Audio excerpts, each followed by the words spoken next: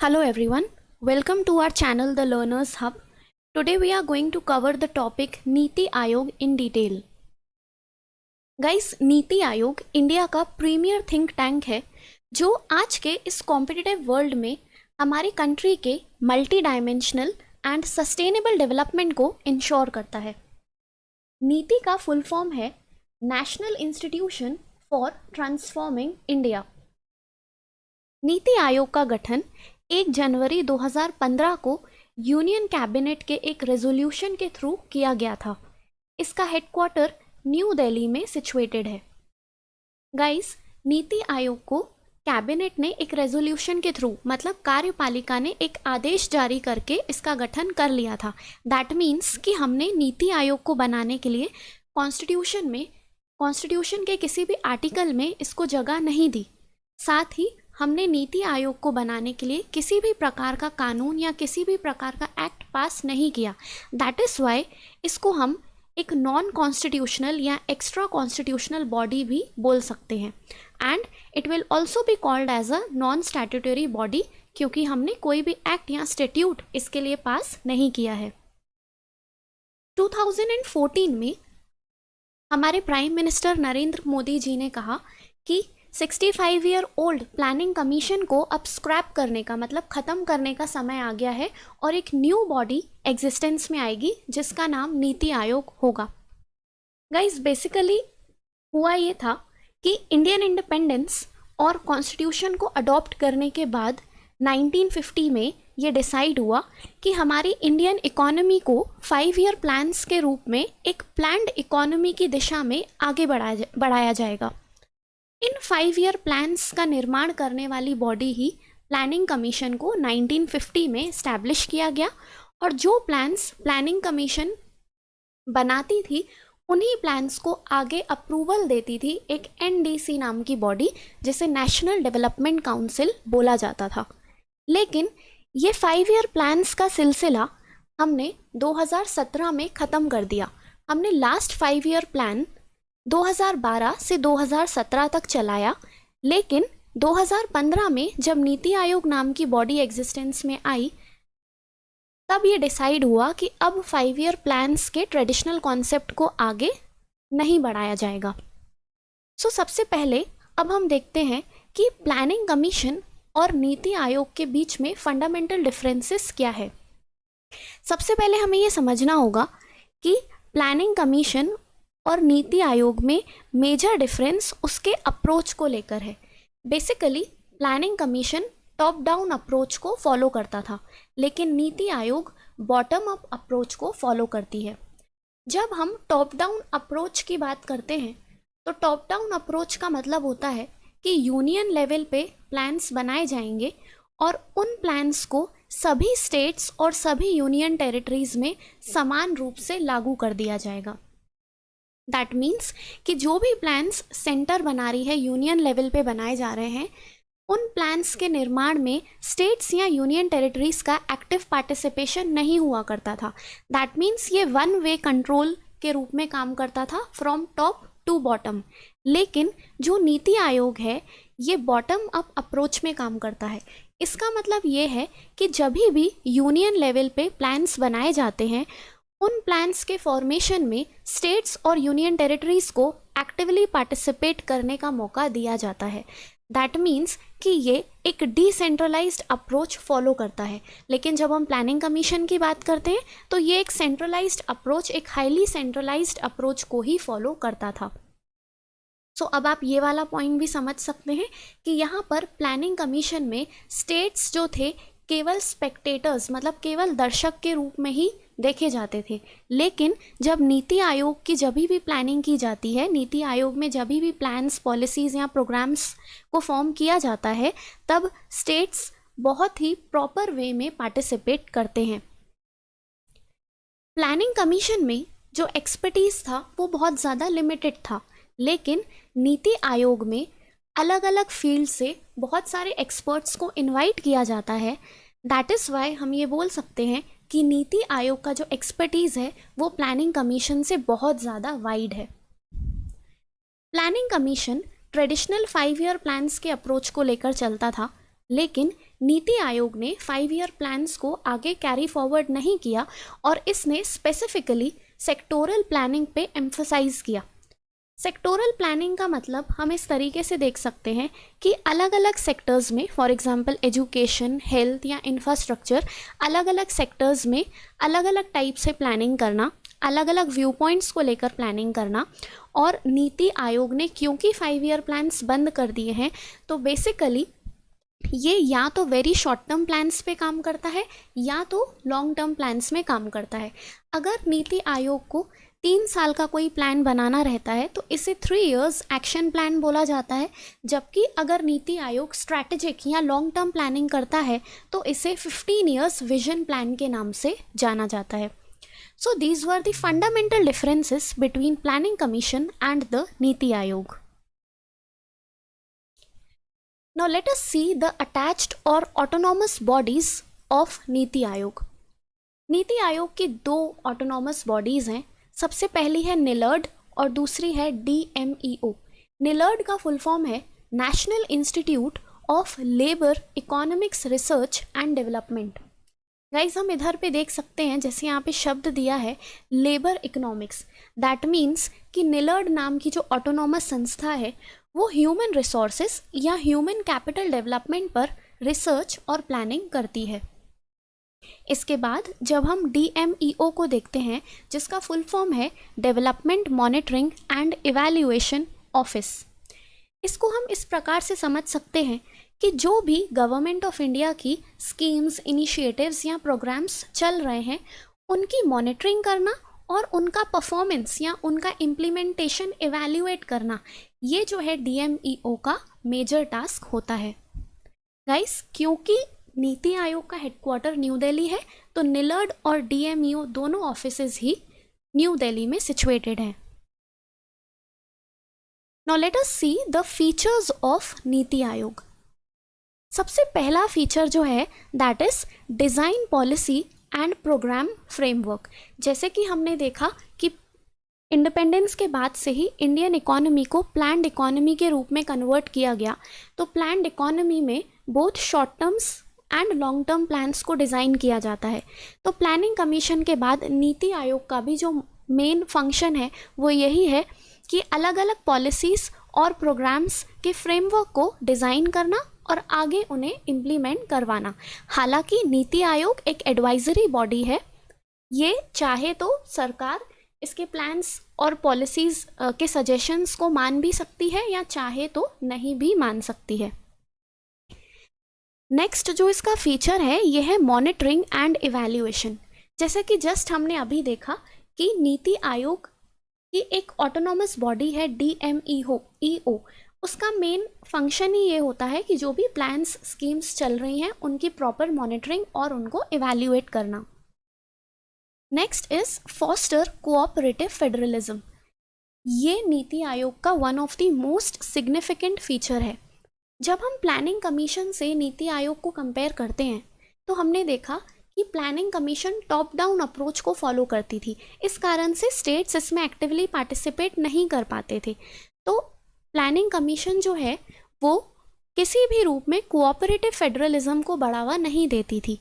पर क्योंकि नीति आयोग जो अपना गवर्निंग काउंसिल का निर्माण करती है, वो अपने गवर्निंग काउंसिल में पूरे स्टेट्स और यूनियन टेरिटरीज के चीफ मिनिस्टर्स और लेफ्टिनेंट गवर्नर्स को इन्वॉल्व करती है। इस कारण से स्टेट्स और यूनियन टेरिटरीज भी एक्टिव रूप से पार्टिसिपेट कर पाती हैं। तो कहा जा सकता है कि नीति आयोग सीधे सीधे कोऑपरेटिव फेडरलिज्म के कंसेप्ट को स्ट्रेंथन करती है। इसके अलावा नीति आयोग का एक think tank and knowledge innovation hub भी है। बेसिकली नीति आयोग का ये पूरा प्रयास रहता है कि हमारे देश में इनोवेशन और रिसर्च एक्टिविटीज़ को बहुत ज़्यादा बूस्ट किया जा सके। Now let us study the functioning of NITI Aayog. NITI Aayog की जो फंक्शनिंग है वो बेसिकली उसके 2 हब्स के द्वारा इम्प्लीमेंट की जाती है। सबसे पहला जो हब है वो है team India hub.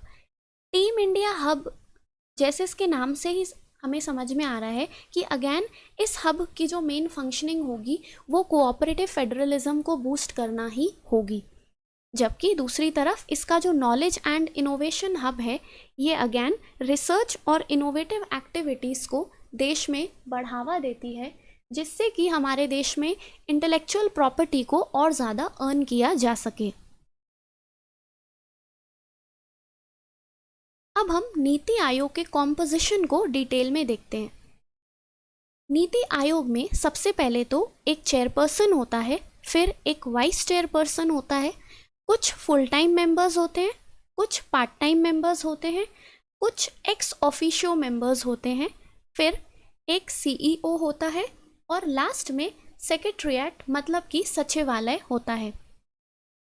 NITI Aayog, जैसे हमने पहले भी देखा कि नीति आयोग का जो एक्सपर्टीज़ है वो प्लानिंग कमीशन के कंपैरिजन में बहुत ज़्यादा वास्ट है, तो इसलिए नीति आयोग का कॉम्पोजिशन भी बहुत ज़्यादा वाइडर है। जब हम देखते हैं कि नीति आयोग का चेयरपर्सन कौन होगा, तो जो इंडिया का प्राइम मिनिस्टर होता है वही नीति आयोग का एक्स ऑफिशियो चेयरपर्सन होता है।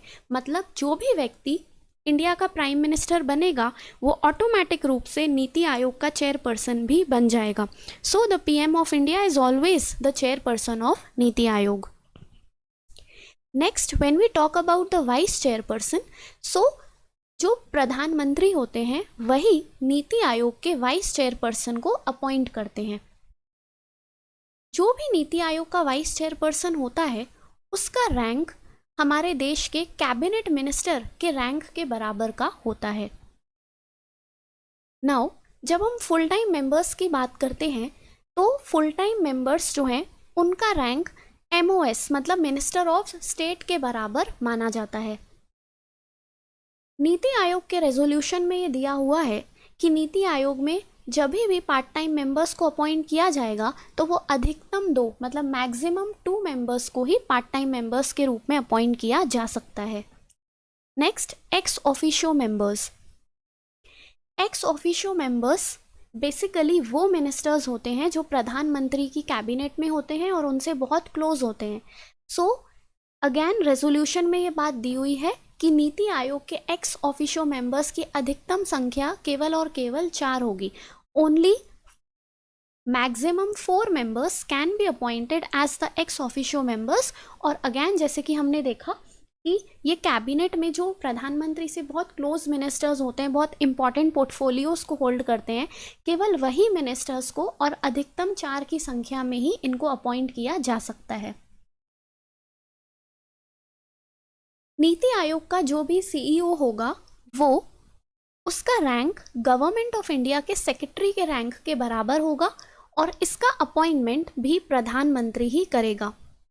लास्ट में इसका सेक्रेटरीट या सचिवालय भी होता है जो कि अगेन उसका हेड ऑफिस भी न्यू दिल्ली में ही जाता है।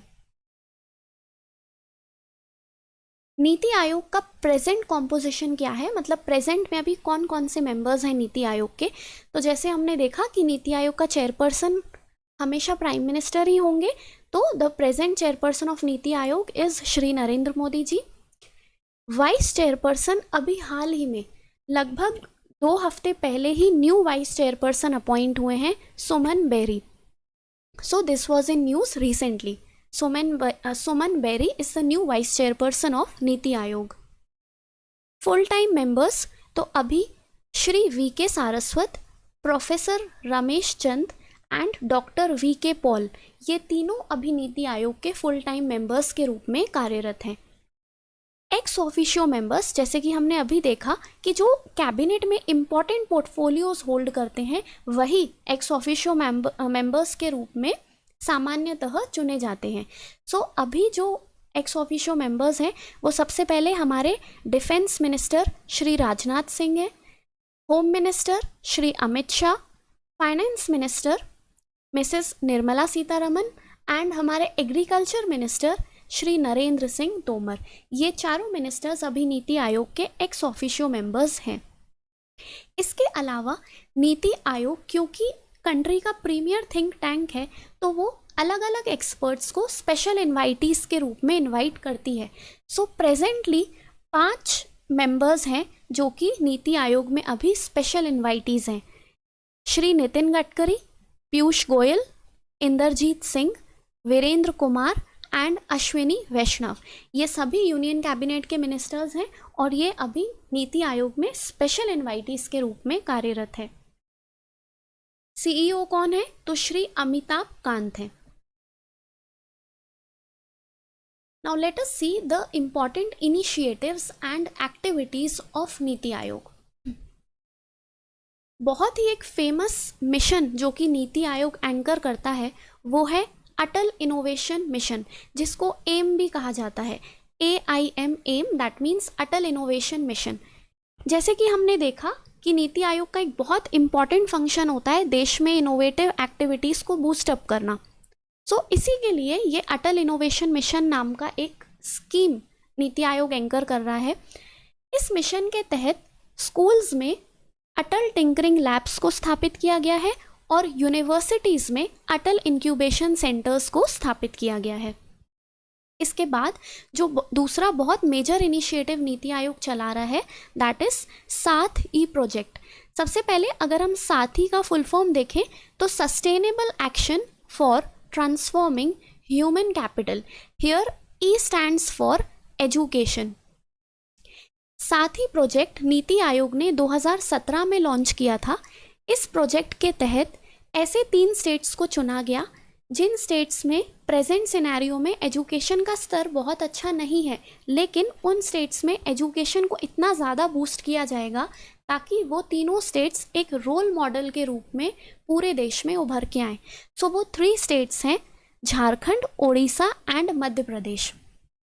ये साथ ही प्रोजेक्ट के अंडर में ही 2 स्कीम्स और चलती हैं। एक तो MP में बहुत फेमस इनिशिएटिव चलाया गया था, हमारा घर हमारा विद्यालय, ये नीति आयोग ही एंकर कर रहा था। और इसके अलावा जैसे हमने देखा कि कोविड पेंडेमिक के थ्रू ऑनलाइन एजुकेशन और ऑनलाइन टीचर्स ट्रेनिंग को ही एम्फोसाइज किया गया, तो उसके तहत डिजी लैब नाम का एक इनिशिएटिव भी नीति आयोग द्वारा चलाया गया था। इधर पे डिजी लैब का फुल फॉर्म है digital learning enhancement programme. So basically ये दोनों जो स्कीम्स हैं ये नीति आयोग के द्वारा कोविड पेंडेमिक में ही लॉन्च की गई थी ताकि स्टूडेंट्स के एजुकेशन और टीचर्स की ट्रेनिंग पर कोई भी नेगेटिव प्रभाव नहीं पड़े। 2020 में नीति आयोग ने साथी प्रोजेक्ट का सेकेंड वर्जन भी लॉन्च कर दिया जिसे हम साथ 2.0 के नाम से जानते हैं। इसके अलावा जो सेकेंड मोस्ट इम्पॉर्टेंट डॉक्यूमेंट है नीति आयोग का उसका नाम है strategy for new India @75। Document released on 19th of December 2018 by NITI Aayog by replacing the 5-year plans to make the country a $4 trillion economy by 2022-23 and to achieve United Nations Sustainable Goals। जैसे कि हमने पहले भी चर्चा की कि NITI Aayog 5-year plans के traditional concept को लीव कर चुका है और ये basically long term strategic plans पे ज़्यादा फोकस करता है। और हमारे देश के प्रधानमंत्री श्री नरेंद्र मोदी जी का जो न्यू इंडिया बनाने का ड्रीम है, इस ड्रीम को इम्प्लीमेंट करने के लिए और 2022 से 2023 के बीच $4 ट्रिलियन इकोनॉमी के गोल को अचीव करने के लिए नीति आयोग ने एक डॉक्यूमेंट रिलीज किया है जिसमें कि इन गोल्स को अचीव करने के पूरे फ्रेमवर्क को डिसाइड किया गया है। Last is aspirational districts programme. Aspirational districts programme again it is one of the most largest scheme which is anchored by NITI Aayog. इसे जनवरी 2018 में लॉन्च किया गया था और एस्पिरेशनल डिस्ट्रिक्ट्स प्रोग्राम के थ्रू देश के 28 राज्यों के 115 डिस्ट्रिक्ट्स को चूज़ किया गया है जहां के बेसिक इंफ्रास्ट्रक्चर को सुधारा जाएगा। ये बेसिक इंफ्रास्ट्रक्चर फिजिकल इंफ्रास्ट्रक्चर भी होगा और सोशल इंफ्रास्ट्रक्चर भी होगा। लास्ट में हम देखेंगे कि नीति आयोग कौन कौन से इंडाइसेस को लॉन्च करता है। सबसे पहला जो इंडेक्स है ये है इंडिया इनोवेशन इंडेक्स। 20 जनवरी 2021 को नीति आयोग ने इसका सेकेंड एडिशन लॉन्च किया था। दूसरा इंडेक्स जो नीति आयोग निकालती है वो है SDG इंडिया इंडेक्स। SDG का फुल फॉर्म है सस्टेनेबल डेवलपमेंट गोल्स। जैसा कि हम जानते हैं कि यूनाइटेड नेशंस के 17 सस्टेनेबल डेवलपमेंट गोल्स हैं, और क्योंकि SDG का सिग्नेटरी इंडिया भी है, तो इंडिया के नीति आयोग की ये रिस्पॉन्सिबिलिटी है कि वो हमारे देश में 17 सस्टेनेबल डेवलपमेंट गोल्स के इम्प्लीमेंटेशन को मॉनिटर करे। और इसी को मॉनिटर करने के लिए, SDG की प्रोग्रेस को मॉनिटर करने के लिए पहली बार नीति आयोग ने SDG इंडिया नाम के इंडेक्स को लॉन्च किया था। इसका फर्स्ट एडिशन दिसंबर 2018 में लॉन्च किया गया था, और 30 दिसंबर 2019 को इसका सेकेंड एडिशन लॉन्च किया गया।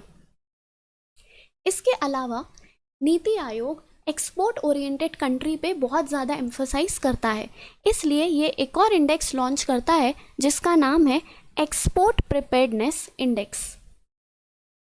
इसका पहला एडिशन अगस्त 2020 में लॉन्च किया गया था। इसके अलावा जो other indexes NITI Aayog launch करता है वो कुछ इस प्रकार से हैं: agriculture transformation index, state energy index, state health index, SEQI का फुल फॉर्म है school education quality index, then composite water management index. इस इंडेक्स के थ्रू ये इंडिया में ग्राउंड वाटर के लेवल को मॉनिटर करता है। और लास्ट में इंडिजिनाइज्ड नेशनल MPI का फुल फॉर्म है मल्टी डायमेंशनल पावर्टी इंडेक्स, जिसके तहत हमारे देश में यूनी डायमेंशनल पावर्टी की जगह मल्टी डायमेंशनल पावर्टी को मेजर किया जाता है और देश की प्रेजेंट कंडीशन को मॉनिटर किया जाता है। सो आई होप नीति आयोग का ये टॉपिक आपको क्लियर हुआ हो। Thank you so much.